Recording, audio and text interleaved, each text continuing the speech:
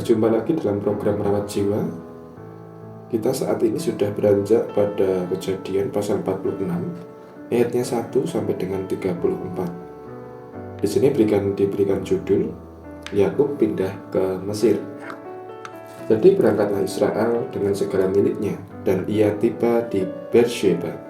Lalu dipersembahkannya korban sembelihan kepada Allah Iskak ayahnya. Berfirmanlah Allah kepada Israel dalam penglihatan waktu malam. Yakub, Yakub, sahutnya, ya Tuhan. Lalu firman-Nya, Akulah Allah, Allah ayahmu. Janganlah takut pergi ke Mesir, sebab aku akan membuat engkau menjadi bangsa yang besar di sana. Aku sendiri akan menyertai engkau pergi ke Mesir, dan tentulah aku juga membawa engkau kembali. Dan tangan Yusuflah yang akan mengatupkan kelopak matamu nanti.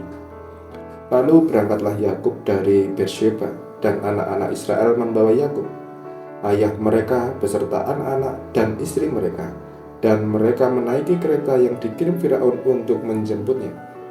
Mereka membawa juga ternaknya dan harta bendanya yang telah diperoleh mereka di tanah Kanaan. Lalu tibalah mereka di Mesir, yakni Yakub dan seluruh keturunannya bersama-sama dengan dia. Anak-anak dan cucu-cucunya laki-laki dan perempuan, seluruh keturunan anaknya dibawanyalah ke Mesir. Inilah nama-nama Bani Israel yang datang ke Mesir, yakni Yakub beserta keturunannya. Anak sulung Yakub ialah Ruben. Anak-anak Ruben ialah Henok, Palu, Hesron, dan Karmi. Anak-anak Simeon ialah Yemuel, Yamin, Ohad, Yakhin, dan Zohar, serta Saul, anak seorang perempuan Kanaan. Anak-anak Lewi ialah Gerson, Kehat, dan Merari. Anak-anak Yehuda ialah Onan, Shelah, Peres, dan Zerah. Tetapi dan Onan mati di tanah Kanaan, dan anak-anak Peres ialah Hesron dan Hamul. Anak-anak Iskar ialah Tola, Puwa, Ayub, dan Simron. Anak-anak Zebulon ialah Seret, Elon, dan Yahlel. Itulah keturunan Lea yang melahirkan bagi Yakub di Padan Aram anak-anak lelaki serta Dina juga anaknya yang perempuan. Jadi seluruhnya laki-laki dan perempuan berjumlah 33 jiwa. Anak-anak Gad ialah Sifion, Hagi, Shuni, Esbon, Eri, Arodi, dan Arali. Anak-anak Asher ialah Yimna, Yiswa, Yiswi, dan Beria. Serah ialah saudara perempuan mereka, dan anak-anak Beria ialah Heber dan Malkiel. Itulah keturunan Silpa, yakni hamba perempuan yang telah diberikan Laban kepada Lea, anak-anaknya perempuan, dan yang melahirkan anak-anak bagi Yakub, keseluruhannya 16 jiwa. Anak-anak Rahel, istri Yakub, ialah Yusuf dan Benyamin. Bagi Yusuf lahir Manasye dan Efraim di tanah Mesir, yang lahir baginya oleh Asnat, anak perempuan Potifera, imam di On. Anak-anak Benyamin ialah Bela, Beker, Asibel, Gera, Naaman, Ehi, Ros, Mupim, Humpim, dan Aref. Itulah keturunan Rahel yang telah lahir bagi Yakub, seluruhnya berjumlah 14 jiwa. Anak dan ialah Husim. Anak-anak Naftali ialah Yahsel, Guni, Yeser, dan Shila.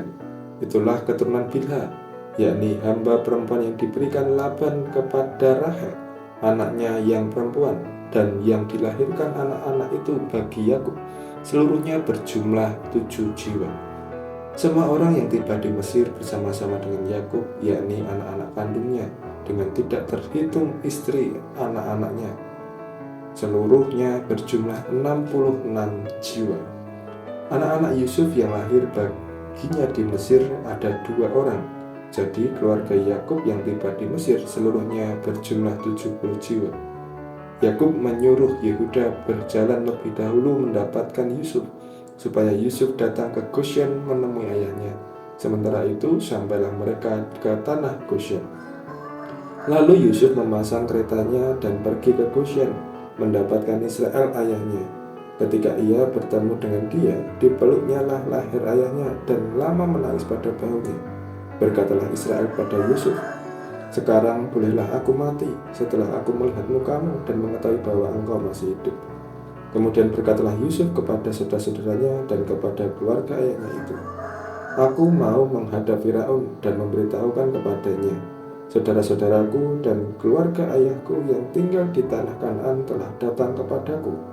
Orang-orang itu gembala kambing domba, sebab mereka itu pemelihara ternak, dan kambing dombanya, lembu sapinya, dan segala miliknya telah dibawa mereka. Apabila Firaun memanggil kamu dan bertanya, 'Apakah pekerjaanmu?' maka jawablah, 'Hamba-hambamu ini pemelihara ternak sejak dari kecil sampai sekarang, baik kami maupun nenek moyang kami, dengan maksud supaya kamu boleh diam di tanah Goshen, sebab segala gembala kambing domba adalah suatu kekejian bagi orang Mesir.' Demikianlah sabda Tuhan bagi kita." Tema perenungan kita saat ini adalah ada maksud Allah. Nas yang kita pakai pada ayat 34.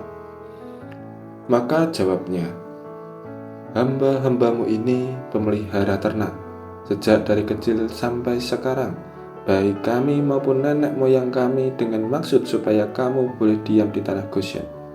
Sebab segala gembala kambing domba adalah suatu kekejian bagi orang Mesir."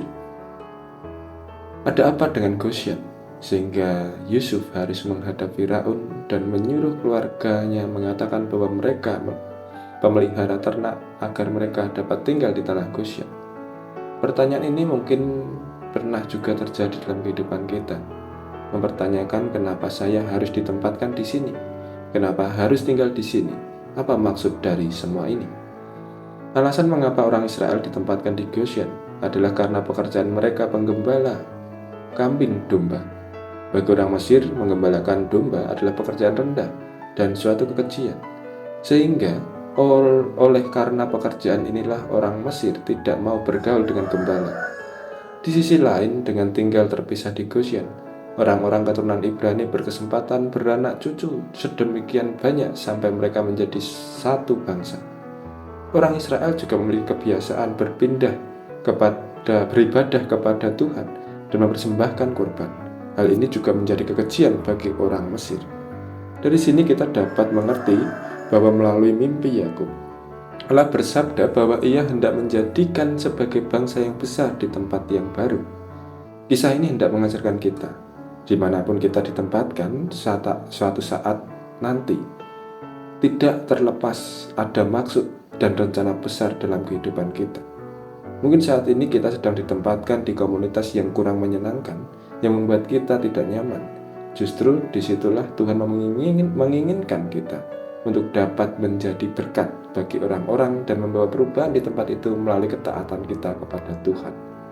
Kepatuhan dan ketaatan kita kepada Tuhan yang menjadikan kita dimampukan untuk tetap berdiri teguh dalam iman dan pengharapan kepada Tuhan.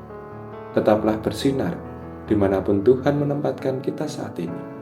Serahkanlah jalan hidup kita kepadanya. Biarkanlah Tuhan yang menuntut dan mengarahkan hidup kita sesuai dengan rencananya. Amin.